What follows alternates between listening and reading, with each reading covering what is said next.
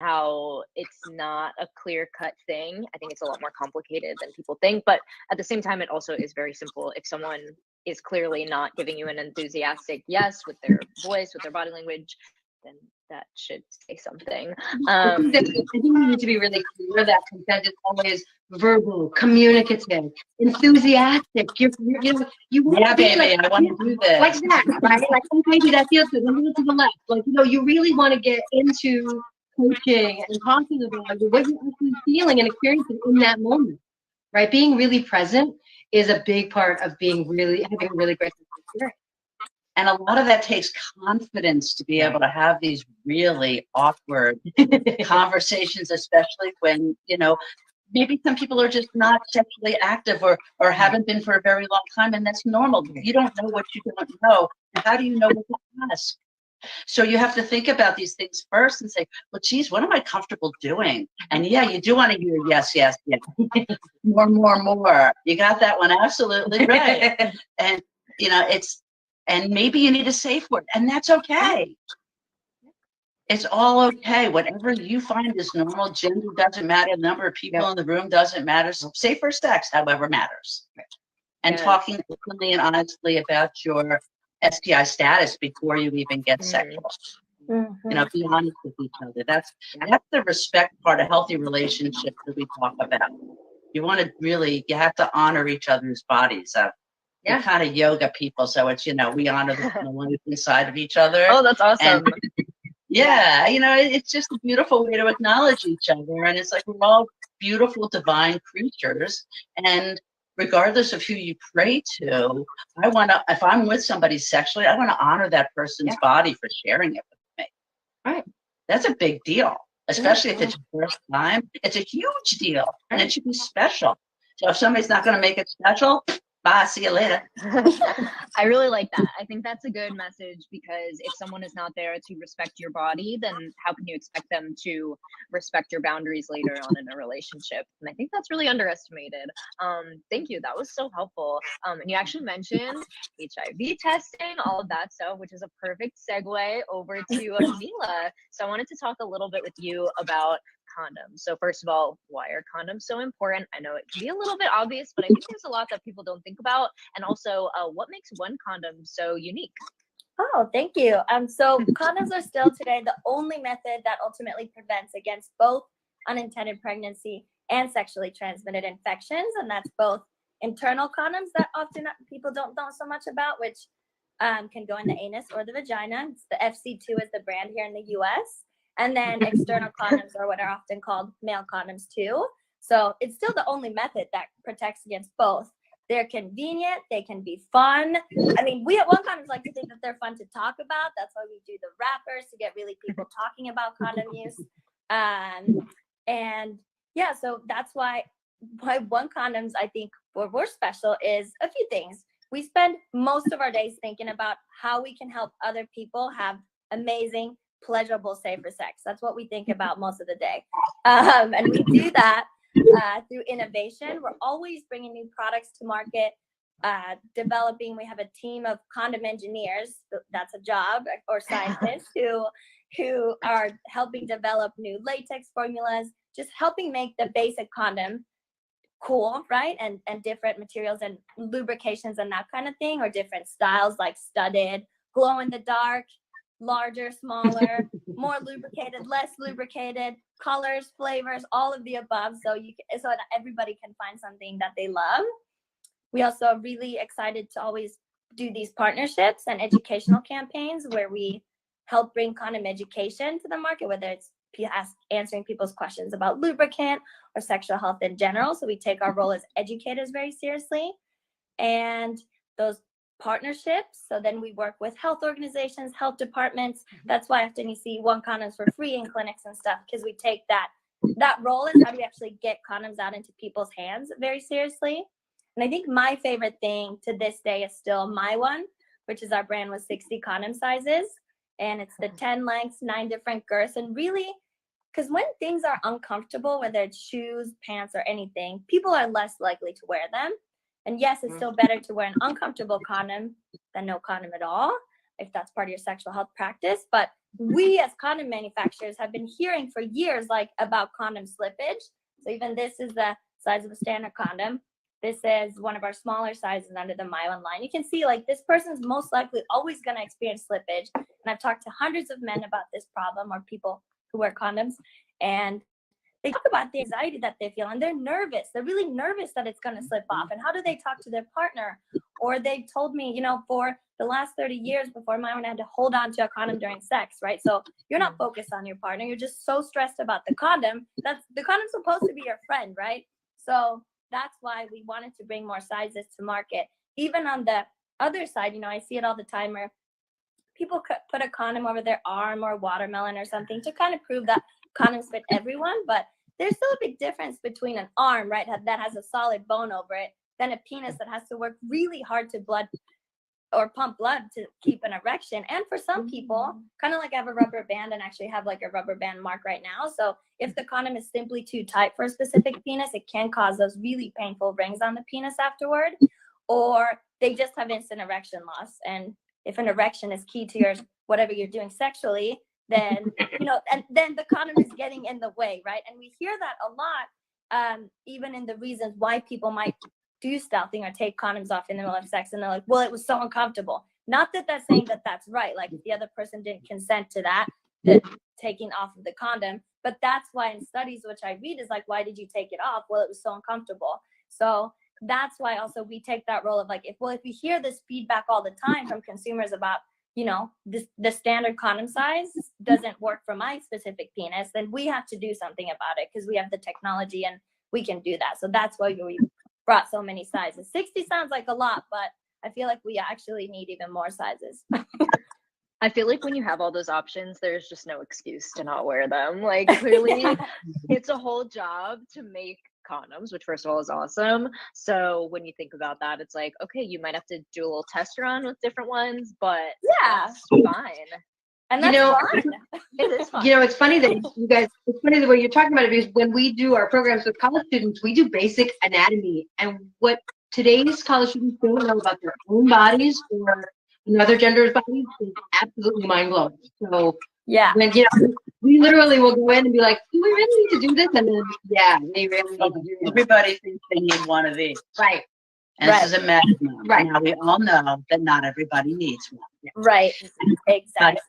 Ego tells you that you need one. And porn tells you, right? So if you even ever see condoms in porn, right? But everybody thinks they're this big, they're as big as the porn stars that they watch. So we actually have a better recommendation. We tell people that you're better off to masturbate with a condom by yourself first, to find out what size you like and how much you need to change the sensitivity, because it does, there's a barrier there. Stuff feels differently. And even if you do put a little bit of lube inside the condom, which we love talking about, because that makes it feel better for the person wearing the condom and helps eliminate part of that. It doesn't feel good, so I want to rip it off part. Yeah. So we can Exactly. definitely help make that feel better, but people don't talk about that. So if they masturbate with condoms of different sizes alone, you can figure out what's going to slip. You don't want to find out what's going to slip off in the middle or after you just had sex. Or to have all the anxiety during your sexual encounter. Oh my right? God, the brain chemistry is killing Right. me. It's like a boner buster. Yeah, seriously. Yeah, and I it is love like that. culturally, we're trying to also get. I'm glad you brought this up, to get people to masturbate with their condom on first, because even with my one, when they use, you know, they measure and find their size code, and then we send them samples to test out first. We tell them, like, no, just wait, just do this by yourself. Like, the sample kit's kind of like for you, like, test it out, see if you like it. Maybe you measured wrong, and then we'll send you another sample so you can kind of adjust your fit from there. But you know, sometimes people on the phone, or if I'm chatting, they're like, why would I just waste two perfectly fine condoms? Like, and we're like, no, these are your this is your tester pack. Like, You know, the other thing that people can look at is, you know, if you go to buy a pair of jeans in a store, you don't walk up to a shelf and grab a pair and go to the cashier and pay for them and take them home and put them on. You're going to try them on, make sure they fit you in all the right places. And then you're going to pay for them if you're happy. Well, it should be the same thing with a condom. I mean, if it's going to freaking choke you, it's not fun. Right. And you can stretch them a little bit, but who's going to do that, really? And if you've got a bigger heart on than you're accustomed to having because you're really aroused, then it's going to feel tighter than normal. And people just need to know to accept certain parts of that. But being able to figure out what size you wear is brilliant. Yeah. It's a game changer. That's awesome. I never even thought of that, to try it like on yourself, but that makes so much sense, because why would you not do that? That way it's much easier with your partner. It helps ease some of the anxiety of having to figure it out with your partner, which there's nothing wrong with that either. But if you are an anxious person, I feel like that's really cool. I think I cut someone off. Was anyone going to say something? And it's interesting because we actually also, when we do our programs, we talk about things like the stages of arousal.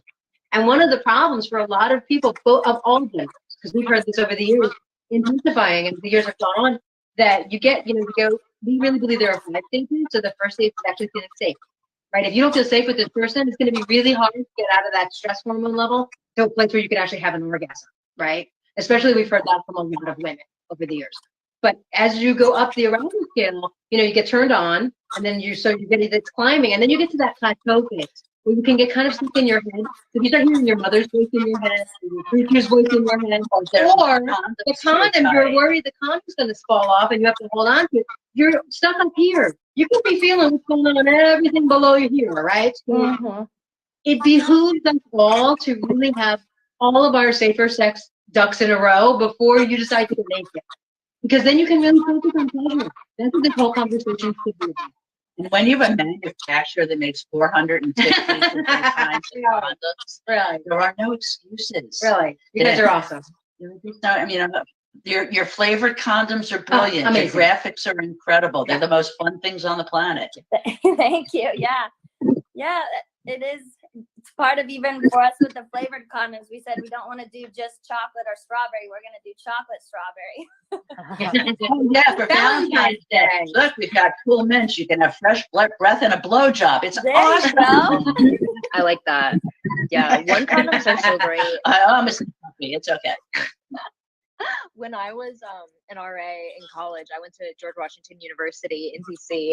We used ONEcondoms, and I actually have like a whole bag. I should have brought them out. But they're really great, and I love that there's so many different flavors and different options for you. And I think, again, like with all of the research that's gone into it, it's clear that you have people in mind when you're making the product. It's not just like a random thing. Like, not everyone can use the Magnum condoms, which is so funny because that's such a classic example. I feel like so many people, classic, like freshman in college buys the Magnum condoms.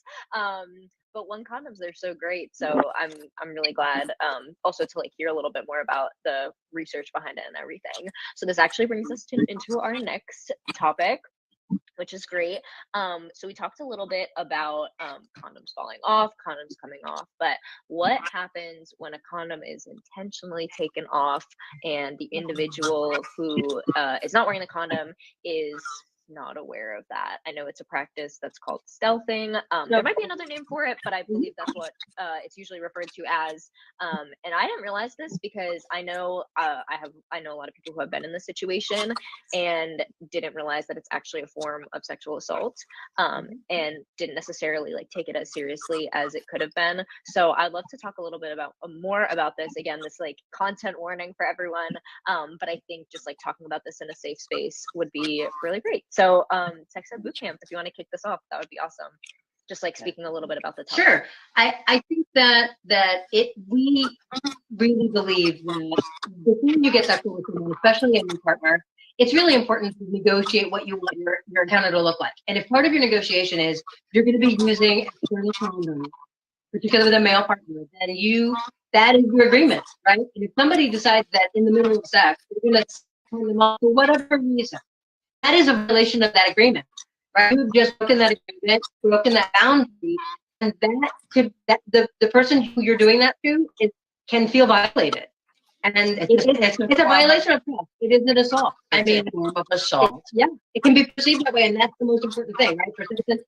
Perception is 99% reality, right? Whether or not the person intends to cause harm by doing that, let's face it, in this day and age, you remove a condom during sex and you're going to have unprotected sex, that is dangerous. You are causing harm to that person.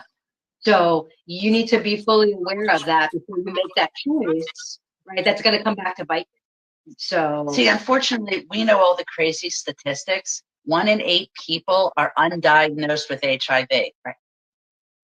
So you don't want somebody unsheathing or pulling out and taking it off and then putting it in. In fact, we are now starting to advise people when they're being penetrated to grab onto the penis or toy or whatever you're using for penetration. Make sure there's a condom on there with your hand and guide it into that's the other thing, the right? orifice of your choice, because sorry, things get wet and slippery and we don't want things going in the wrong place. Especially if you're doing it right. Knocking on the back door without permission is not okay. So we want everybody to be cool and have negotiated whatever's going on. But if you feel safer putting your hand around that person's penis to check that there's a condom on it, You should do that. do it. Do I've it. never heard of that, but that's a really good idea, because I think it would have saved a lot of people I know. Because that's like such a simple thing that you can do, and it's really sad that it's something we even have to think about during the process, regardless of your gender or sexuality, because this can happen in any circumstance. Also, side note, but I appreciate all the inclusive language that you're all using. I think it's really nice. I think a lot of times when we talk about sex, it's quite heteronormative, even in myself. So it's really nice actually to hear a kind of different perspective again from the experts. But yeah, Mila, did you have anything to add on to that with like why condoms are so important, or anything on the HIV side of things? Would love to hear your perspective as well. I think it just goes back to finding the products that really work for you and making sure that those sexual ducks are in the row before you get into a sexual situation with somebody else. And then that really understanding that taking a condom off during sex, if that was not agreed upon, that is a violation of consent, as we just talked about.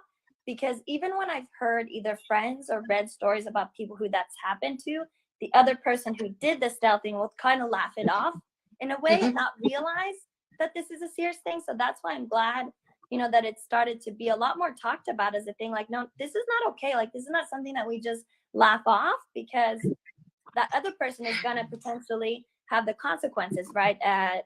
STI transmission or unintended pregnancy that they're going to have to deal with, or the emotional toll or trauma that it can take on a person. So to really realize that that's such a violation of respect and what you agreed upon, and that it is something serious. It's not something that you just get to laugh about, or certainly if it happens to you, that there's resources to go talk to, and it's okay to feel like something bad just happened, if that's that's the experience that absolutely felt afterward. But it's okay to feel like that, and it's okay that you don't feel like it was just a joke or something silly that just happened to you, right? That it's okay to feel that and to get resources and help to kind of get through that. Yeah, absolutely. I have kind of a follow-up question for just anyone who wants to answer it. If someone finds themselves in this situation, specifically as the person who has been stealth, I guess that would be the best way to say it. What would be kind of the best course of action for them in terms of like getting support, just taking care of their own body? Do you have any tips for that? Definitely get support, whether it's your friends, whether it's a counselor. Let somebody hear you. You deserve to be heard, because what happened to you is real and it's your reality. And I would also please go see a doctor and go get an STI test in about 10 days after, because you just don't know. Maybe you don't get exposed to anything, but maybe you did. You might want to do a pregnancy test. Take Plan B or PrEP. There are a lot of things that you can do to make sure that the what-ifs don't happen. Yeah, so it's just a question of analyzing your level of risk, right? Like, so whoever your partner is and the gender makeup of your couple, the physiology of both or all partners, right? When we're playing, and if somebody removed the condom, is the person who was stealthed, is the person who was the victim here, perceived as the victim here, if that person is physically capable of getting pregnant, they need to consider emergency contraception. Did the person climax inside them? Like, we need to have we need to normalize this conversation that we need to talk about like the icky, dirty parts of sex, because that's really the part that makes it awesome, right? I mean, we need to not be grossed out by stuff like that. We need to be able to be comfortable having this conversation and getting the support you need and becoming your own advocate. I think that is a huge key to being able to, like, you're on college campus and this happens to you, Go to campus, go to student health services, go to counseling, go to Title IX. Talk to them about your experiences, why you feel the way you feel, and the fact that you deserve for this conversation to be not just between you and sex partners. This needs to be community standard that we talk about, that taking off a condom after you've agreed to have one on during sex is wrong. And you might need to identify that person because they may be doing this with other It could be a partners. habitual perpetrator. And that's the part that scares us. Because we've seen it. We've seen it on college You know, campuses. and if the whole problem is that condoms don't feel good enough, it's such a simple thing. Every one condom has a little information packet. A little booklet. And we're going to shout out for you because you're the only condom maker that tells you to put a drop of lube in the condom before you roll it on, so that the condom now floats over the head of the penis where all the nerve endings are, and it feels better. And if you want to use more lube on the outside, our mantra is wetter is better. Yeah, baby. I love it. No, that's very true. I also think it's important to just talk about these things because I know now sexual assault is being more widely discussed, especially with sex education. So really appreciate what you guys are doing with that. But also I think, at least when I was younger and I didn't learn about this stuff in school, when you thought of sexual assault, it was often depicted as a very clear situation where it was like in an alley and like man on woman and things like that. And yes, that does happen. But at the same time, a lot of like in many cases it can be more mundane situations like stealthing, like just harassment and things like that. So I think it's just really important to talk about it, and you don't necessarily have to be ready to talk about your own experiences, but I think sometimes confiding in other people, you'll know. I mean, the statistics in women specifically of those who have been sexually assaulted is so high at the point where if you do talk to someone, specifically another woman, it's likely that they've had a similar experience, which is really sad. And we don't want that to happen, but I think sometimes being able to talk about it, not only will that help yourself, but also, as you all mentioned, potentially helping others down the line, because we want to make sure this isn't happening with these same people doing the same things to other women or other men. It's just not, it's not right. So I'm really glad like that we all had this discussion. It was great. Obviously like a sore subject, but still really important to mention. So on kind of a happier note, next question is, what are some best practices for safe sex, sexual health, just like self-care in general in terms of all of that? We could talk about toys, we could talk about condoms, lube, any recommendations that you have, any content, I would love to hear it. My favorite show right now is Sex Education on Netflix. Love it. Would love to hear your take on it. That would be awesome. But yeah, if you have any tips or information on that, I would absolutely love to hear it. Whoever wants to go first. Sure, I think for us, it's lubricant. We've already touched on it, but really using lubricant with condoms is amazing. Condoms already come pre-lubricated, but it just helps add so much pleasure and comfort. And that's why even in our instructions, we have to say like helps reduce condom breakage, because it's very true. Like, especially if you have sex for a long time with the same condom, like lubricant really does help prevent breakage. Just don't use anything oil-based with latex condoms like coconut oil, Vaseline, anything with oil, because oil will break the latex molecules in the condom and cause the condom to break. So just double check. It's water-based lubricants, silicone lubricants, there's hybrid lubes, all kinds of amazing lubricants out there for different body types and preferences and stuff. So testing out lubricants with your partner or partners, like, I don't know of a better research project than that. You know, they also make flavored lubes for oral sex, so that even if you if you don't have a flavored lube, a flavored condom to use for oral sex, and people should use condoms for oral sex because there's an epidemic of throat cancer from human papillomavirus. So please let all of your people know oral sex is not safer sex. We put it in the intercourse category, which is a higher level of transmission of germs back and forth between people. So that's why you guys make these awesome flavored condoms. And you use them the same way with the lube inside of it. Then you can go down on somebody and you have your throat be safe. I also want to make a point too. If you use toys in sexual encounters, especially if even if you think that you don't share your toys, we have some true stories from all over the country of, you know, if you go to college and you have condom on your toys. Put condoms on your toys, because honestly, So this is a great story. We tell it at every single university we go to. A young woman got chlamydia. She didn't feel good. She went to health services. She got diagnosed with chlamydia. Did a full sexual history with the nurse and was really adamant. And she's like, listen, I'm very comfortable in my sexuality. I'm lesbian. I don't have a girlfriend for over a year. How did I get chlamydia?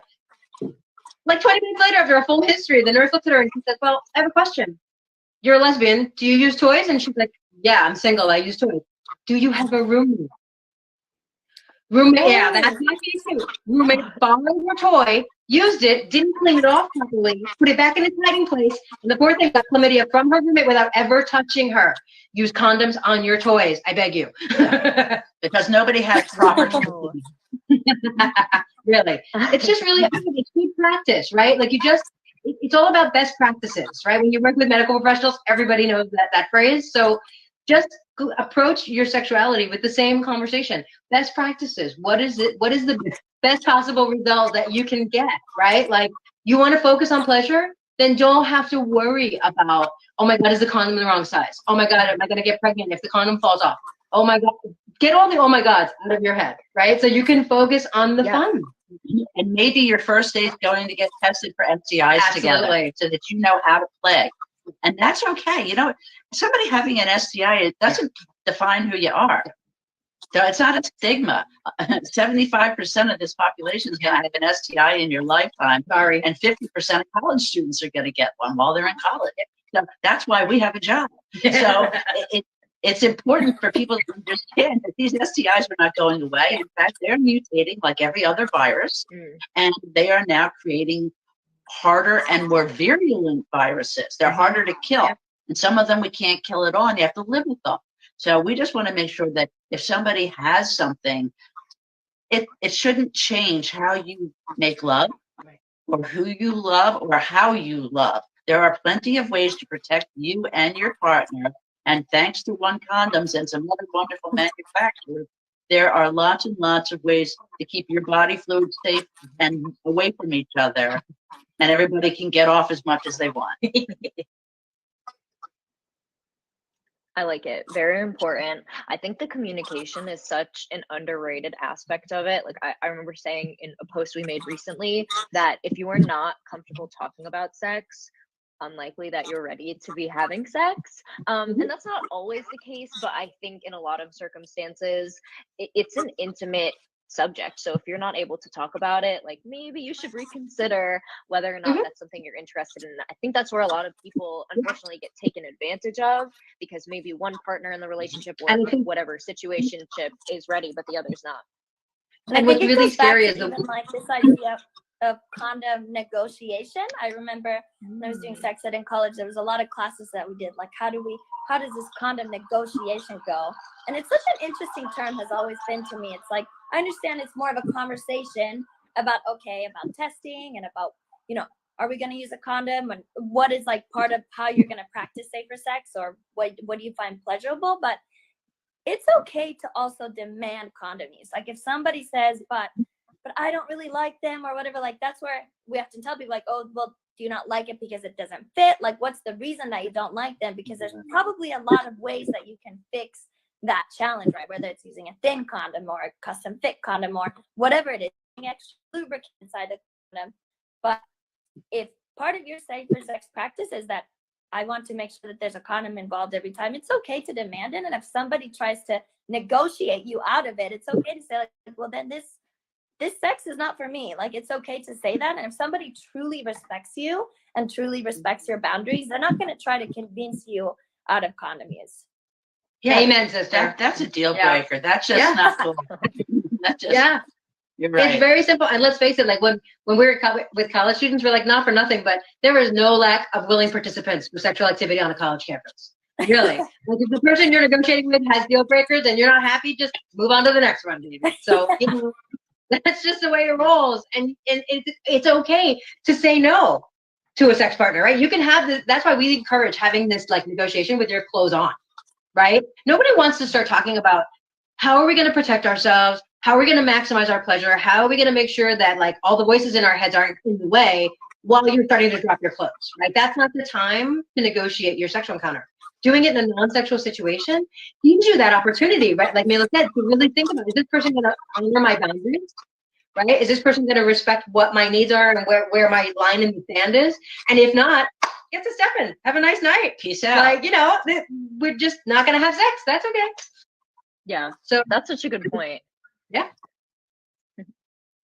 And it's always okay to say no, even in the middle. You know, every negotiation, every act needs to be renegotiated every single time. Even in married couples. Yeah. You know, people don't understand that sexual assault happens in married couples because they don't continue to negotiate. So sometimes things get more forced, and that's not okay.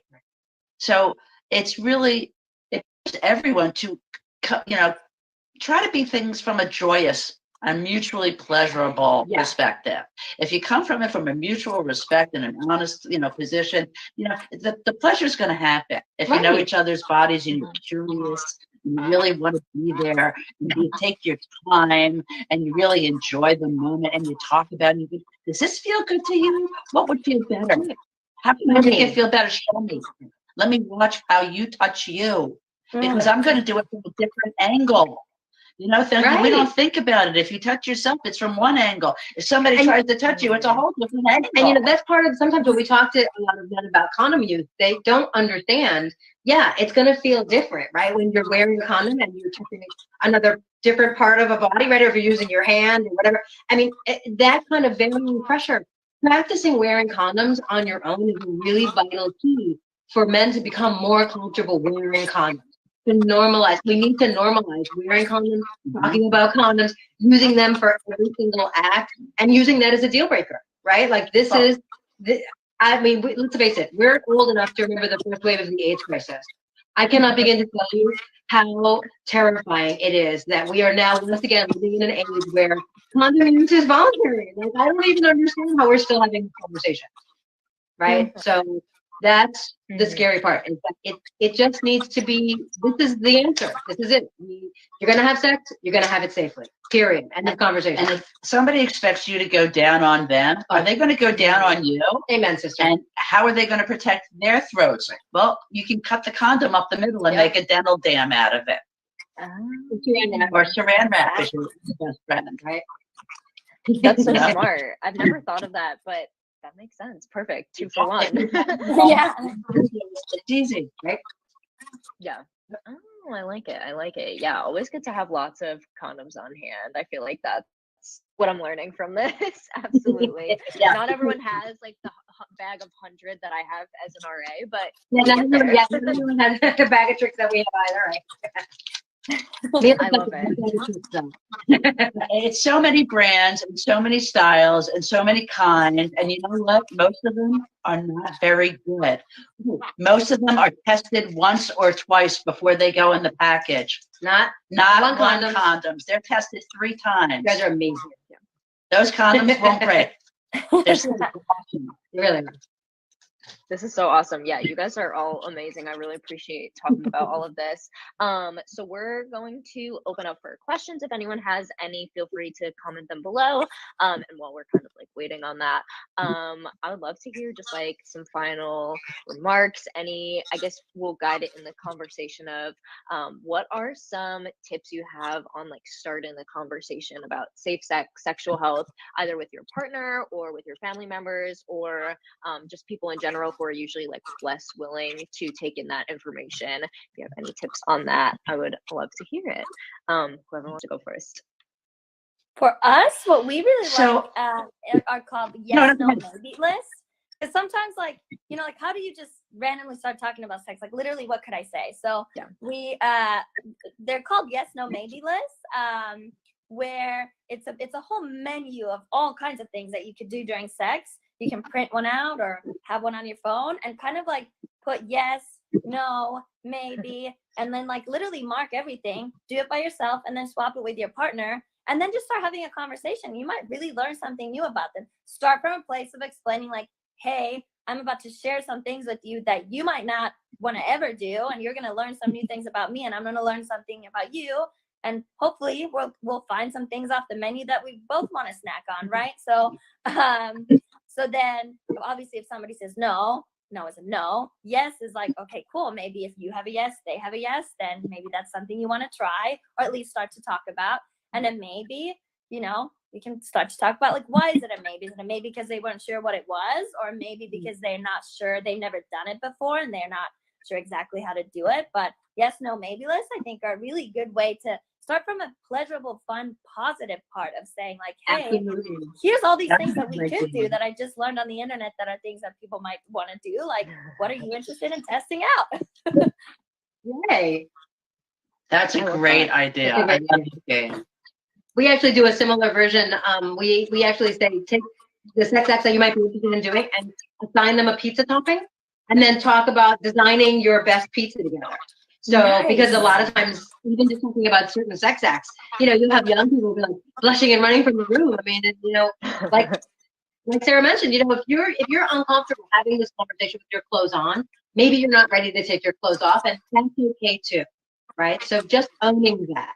But I think that it's really important to have conversations where it's fun and we focus on the pleasure part. And so the pizza analogy has worked for us too. A lot of students like that. And That's just, cool. you know, because, you know, sometimes you just try and you're like, yeah, you know what? If the only kind of pizza you like is ham and pineapple, guess what? We're not having pizza together. Like, that just doesn't work for me. Yeah. And that's okay. Like, that's really okay. Because what if you're talking to somebody and they're just not into you? Yeah. And you don't want to start ripping your clothes off and they're just not into you. So, you know, you have to have these conversations so that you don't get, I mean, yeah, it's awkward and it's uncomfortable, but we want you to become each other's intimate, erotic friends. So the intimate part is the part you share that you wouldn't tell anybody else. And that could be your kinks. That could be your fantasies. It could also be what's happened to you in the past that you need to share so you don't get your buttons pushed. You know, and the erotic part will raise that freak flag, you know, and have a good time. But the friendship part has to be the basis. So we want everybody to, you know, to come out of this and really start from heart to heart. Does my heart meet your heart? Does your heart see my heart? Right. And, you know, that doesn't mean you're going to be forever. together forever. It could be tonight, but it's a matter of starting from a place of mutual respect so that mutual pleasure is your destination. And I feel like conversations around consent and selfing, especially, you know, we're not starting from a place of mutual respect, right? When you do acts like that. So if we can just raise the bar just to that place, you know, you're a full human being, I'm a full human being, we both want to have a pleasant destination. Let's figure out a path that works for both of us, and let's figure out a way to make sure that it's as safe as possible for everyone today. You have to have a plan B and maybe a plan C. Right. And that's okay. Yeah, and just be prepared for any eventuality. Yeah, absolutely. That's so important. And I think in a lot of situations there, again, I feel like I keep saying the negative things about men, but it is just a lot of them is like it's more common, also based on personal experience.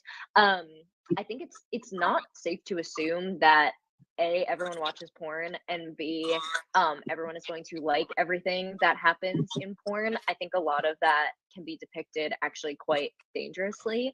There are actually a lot of sites that are either women-led or just more, it's like porn, but it's more like erotic text or videos that are just a little bit more intimacy rather than like the BDSM stuff. And again, not to put down anyone's sexual preferences, it's great that people do have different interests, but at the same time, it's so important to talk about it because you don't know what your partner likes ultimately, and it's not going to be a fun experience if not everyone is enthusiastically, as you mentioned, involved in what's going on.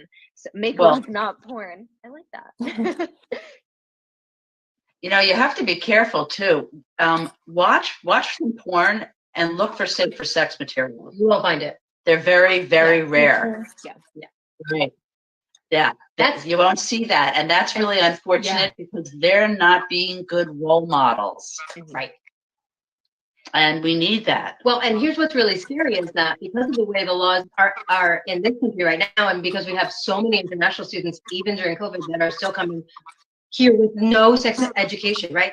Understand that we all kind of approach sexuality from different levels of education, right? So people could be getting sexual and they have basically no understanding, not only safer sex, but even how bodies work and what turns people on, what turns people off. And if porn is your only form of sex ed, we have a lot of myth busting and unlearning to do, right? Like we have a lot of work to do as a culture to bring people to a place of mutual respect. If porn is your sex ed, that's really scary. So, or TikTok is your sex ed. Yeah, no. Yeah. So I think that's something to consider too is, do you guys start from the same educational place? Do you know the same stuff about basic sex before you start talking about your kid, right? Like, I mean, if somebody doesn't even know how to give you an orgasm, you gotta like rewind and start with the basics. Yeah. So. Right. And porn doesn't also show like the like messier parts of sex, like what we talked about earlier. Like sometimes you might accidentally fart or whatever, you know what I'm saying? But like if you're with a person that respects you, you're gonna laugh it off together. You're not gonna like make fun of them, whatever. Like real sex can be messy, right? And that sometimes putting on the condom takes a little bit longer than you expected, and then you got to get your lube out, and you don't often see in porn because in porn everyone's just always lubricated to the max, right? They're professionals and they have lubricated, and nobody ever has their period. Yeah. Huh? Have you noticed nobody ever has their period during in porn? No, I've never. Exactly. Dark towels are your best friend. Right, and sometimes your breath is morning breath and all kinds of things that make sex fun and intimate and exciting. Like you don't often see that in porn. So then if porn is your sex ed, you just assume that everything is like, it's like always going to be perfect and work perfectly fine. But I think we all know that real sex isn't always like that. So, and oftentimes isn't like that. And if you have a partner that respects you and is down for, you know, down for the weirdness of sex, that can sometimes be a little weird, you know, and that's totally beautiful and perfectly great. So I think that's what's often just, or is most of the time missing in porn, just that like the reality of sex. Mm-hmm. If it was, and I think it's missing even Hollywood and, you know, not necessarily just porn, right? I think it sets up these unrealistic expectations that sex is going to be perfect and pretty and candlelit, right? Like it's going to be something out of a movie, and it's not always like that. I mean, sometimes they're like Martha Stewart's recipes, like they just don't necessarily work. So don't try to act out those porn moves, because sometimes, you know, just laugh. Yeah, absolutely. Exactly. Just laugh. Yeah. I think it's necessary to be able to laugh with your partner, because if not, and what happens again, like pleasure should be your focus. So if you're just anxious, like, oh my God, how are they going to react if that happens? Then again, time to reconsider and say just bye, next, see you next time. And there's nothing wrong with that. Yeah. So we are going to wrap up. First of all, thank you all. Such a great talk, and I'll do further collaboration. So, be on the lookout for that. But before we go, I just wanted to have everyone give some closing remarks, anything you would like to plug, social media wise, website wise, any content like that, and final takeaways you'd like to add. You want to go first? Sorry, you're cutting out there a little bit, but did you call on me? Yeah, sorry about that. My of course my audio decides to fail at the last minute. But that's So we are we're on Instagram, Twitter, and Facebook. And when we're not in TikTok jail, we're also on TikTok, just at ONEcondoms. And then our websites are ONEcondoms.com. And then if you want to, you know, do a little measuring fun and get a perfect fit condom and test out a different size, and that website is myonecondoms.com. And thank you again. I'm just really happy to be there, and this was such a fun thing to do on a Tuesday. So thank you so much. Hi. So you can find us at SexEdBootCamp.com. And we actually, thanks to COVID, launched some online versions of our programs, which you guys can find at lovingright.co. We'd love for you guys to get it. Let us know what you think. If you're a college student and you know that nobody's having this conversation, we are triple vaccinated and ready to travel. So, because you know what? COVID or no COVID, college students are doing what college students do. So these conversations are really, really important, and we need to keep having them. We need to normalize this, and we're happy to be a part of that. So, and that was why we had one of our programs was actually videotaped, the live program right before COVID started. So if somebody's college doesn't bring us, you can see a whole program that we actually did live here in Florida. Yep. And we actually designed a whole program called Joyous Consent. Yep. We want everybody to approach this with joy. You know, so have fun, be messy, get silly, laugh, fart, whatever. It's all good. Enjoy your sexuality and just embrace yourself. Love each other, take good care of each other, and respect each other, and start from there. Yeah, absolutely. Those are such great messages. Thank you all so much. This was such a great talk. Is my audio okay-ish? Yeah, you're good. Great. Okay, perfect. It's like we'll try the AirPods one more time. But yeah, so thank you all so much. Anyone who hopped in, this was recorded, so check it out. It'll be on our Facebook and YouTube either later tonight or tomorrow. So if you missed anything or if you still like to ask a question, absolutely go for it. Don't forget to follow at Pandia Health on social media, as well as our lovely guests for this evening. Once again, we are the only women-led, doctor-led birth control delivery service in the United States, which is pretty awesome. So definitely check us out. And thank you all again so much for joining tonight's live. To my guests, this was so awesome. And again, I would love to collab with all of you in the future. So kind of going off of what everyone said, don't forget to take care of yourself, take care of your body, listen to your partner's needs, and like most importantly, listen to your own needs. I think first and foremost, we don't do that enough. So that's my final takeaway. But other than that, again, don't forget to follow us on social media and feel free to reach out if you have any questions about anything. Again, nothing is too much. Most of us have probably heard it all in this field, and we'll still hear more, which is great. Keeps us busy.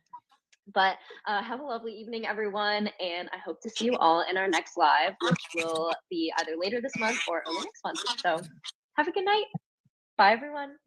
Bye. Thank you. Thank you.